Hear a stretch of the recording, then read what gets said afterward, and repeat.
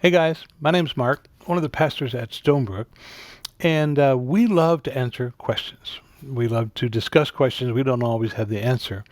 And I think this one is going to be a good example of not having the exact answer. But we say all the time, nothing is off limits. You can ask anything. And we really mean it. So we had a question come in that is, it's one that's sort of a hot button issue, but and it's really caused a lot of division, not only in our country but with among Christians. So let's just jump in and see what happens.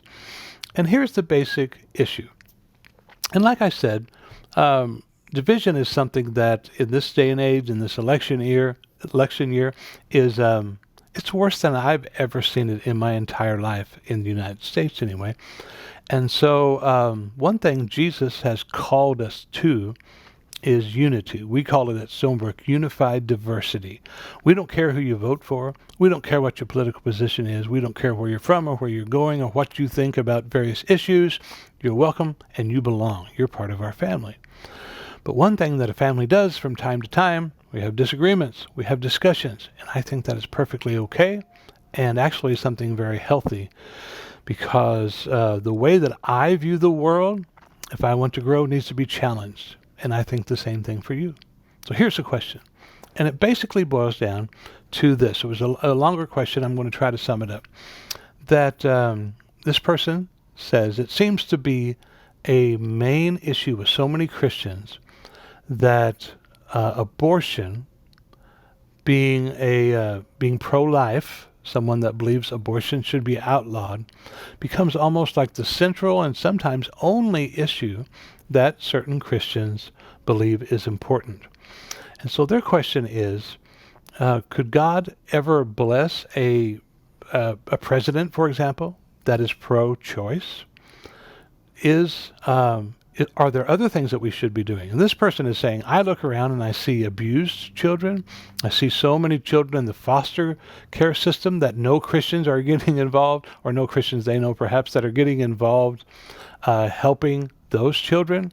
See so many families that are having a hard time just making it in life, and having a bunch of children. They don't really even have the means to get what they need for those children. Children malnourished, children maleducated, which is probably not even a word.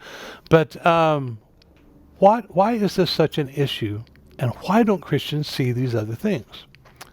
Well, I don't have a stamped answer to this question. I have certainly ways that I view things, but I know some other people who are very much in love with Jesus followers that have a very different perspective.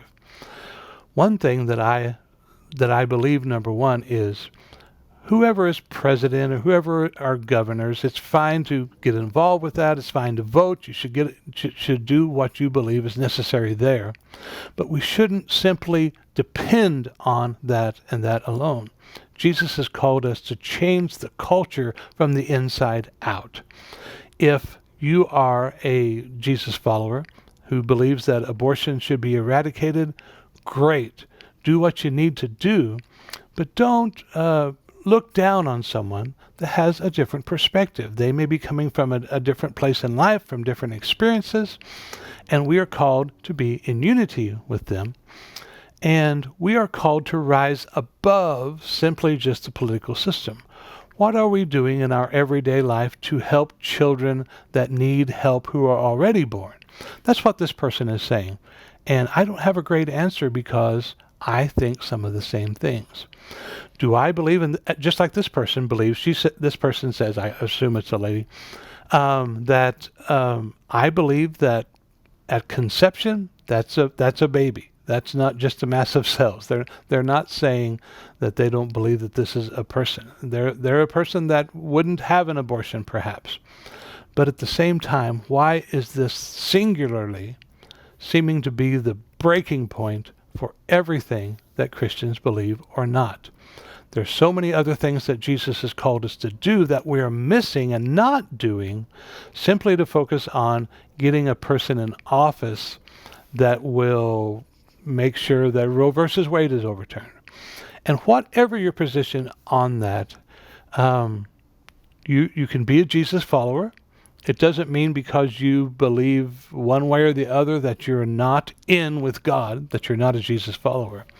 It means that we have different points of view, and we need to be open to looking at other areas that we can serve Jesus in and serve Jesus by serving people and helping those, especially children, that are being exploited, that are being trafficked, that are being abused, that really need someone in their neighborhood, in their community to just love them. The teenager who's pregnant, the young single mom who's struggling to make it financially and maybe has a couple of children, went through an abusive relationship, has been divorced and is now pregnant and can't figure out how am I going to afford to pay for this other child. My life is in chaos. They're not simply interested in, well, what does the law say? They need actual help from you and me. So I don't know that I answered any of this. It's something that I'd certainly love to hear your feedback. And it's something that I think we as Jesus followers need to focus more than simply on the political ways to change a certain legislation or law. But how can we change people's heart to where if we believe that you should never have an abortion, how can we impact people inside to where they will see the gift that God has placed inside of them and change what they think from the inside out? Hey, my name's Joe. I'm the creative director at Stonebrook. And if you're new to the Waynesville, St. Robert area, maybe you just came to Fort Leonard Wood, we want to extend an invitation to hang out with us online every Sunday here on Facebook or on YouTube. We have a stream where we like to ask important questions. We like to answer important questions. And we just, more than anything, want to develop a community where we're here for each other. So if you're interested in that kind of thing, you want to get connected, but maybe you haven't taken that next step yet, connect with our Facebook group and then maybe even fill out a Connect card. We would love to hear from you. We would love to answer your questions and connect with you. But we really, really hope that you have a great day today and you take care. We will see you soon.